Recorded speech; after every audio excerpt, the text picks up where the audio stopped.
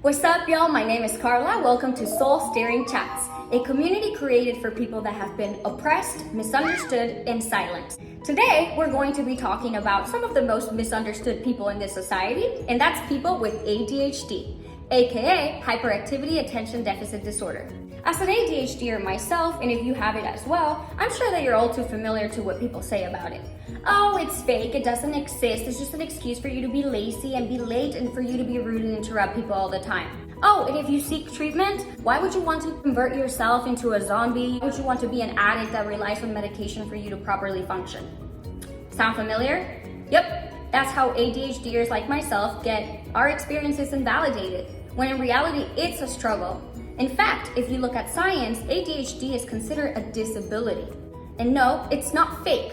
If you look at a brain structure, a brain size, and the neurochemistry within two brains, comparing someone without ADHD, a neurotypical brain, and someone with ADHD, a neurodivergent brain, you can tell that they're significantly different. fMRI technology shows that a person with ADHD, their prefrontal cortex, their cerebellum, and their hippocampus are smaller in size and develop at a slower rate, as well as lower in neuroperipherin.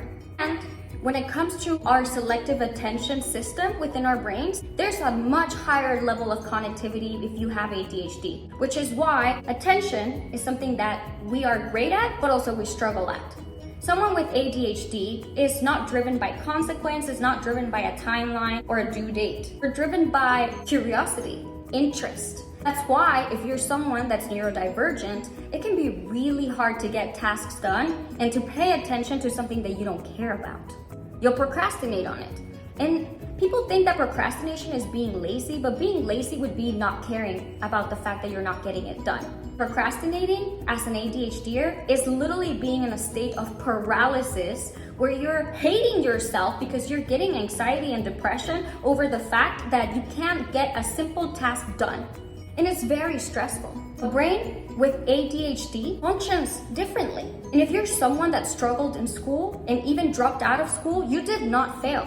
The education system failed you because unfortunately we live in a society where mental illnesses are downplayed. People think that you need to have a cast or something visible in order for something to be considered a struggle.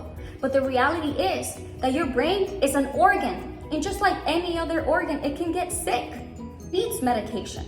People will judge you for medicating yourself if that's something that's best for you. But something that a friend told me that really resonated with me, because for a very long time after I got diagnosed, I felt guilty for having to take medication. I felt judged. And people would tell me all the time that I didn't need the medication. But the truth is, if someone that is blind, like my sister, needs a cane in order for her to be able to see, if someone that is deaf needs a hearing aid for them to be able to hear, then why is it that your disability should not be treated the way that you deserve? Once I started medication, it completely changed the game for me. Of course, I still struggle. I still forget things all the time. I'm still late because time blindness is real, and 5 minutes, 3 minutes, 10 minutes, and an hour feel the same to me. But it's most definitely helped me focus, helped me slow down a bit, helped my thoughts stop racing, stop hearing all these voices going at the same time in my brain. And of course, as an ADHDer, if you know how to implement strategies in your life, it's a gift, and both occurs. But it's a gift because we're highly creative individuals and we have the ability to hyper-focus, can't stop, won't stop, doing something that you care about and something that you're passionate about. If you're someone that struggles with ADHD, or if you know someone that has ADHD, you're not alone. Your experience is completely valid. Your struggles are real. Tune out the noise. Forget what everyone else has to say. Some people are just not willing to educate themselves, and they'd rather stay living in a world of ignorance than compassion and empathy for people that are talking about their struggles. And if seeking medical treatment is the best option for you, then go ahead, because this is your life and you get one life. So you might as well live it to the best of your ability, for you to be able to get through life without having to suffer, without having to struggle so much. I know for myself, once I got diagnosed, because coming from Mexican culture, mental illnesses and just mental health overall, just like, shut up, keep quiet and keep going. Once I got diagnosed, It was so freeing to know that there's absolutely nothing wrong with me, that I wasn't lazy, that I wasn't rude for interrupting, that I wasn't all these things that I was labeled as. In fact, I was gifted. And because my brain functions differently from someone that's neurotypical, I needed to implement different strategies for me to be able to succeed. Like for example, with time blindness. Now I have a sand hourglass that marks 30 minutes. So I flip it over every 30 minutes so I have a visual representation of what time looks like. Of course I'm still forgetful, of course I still talk way too fast, of course I still procrastinate.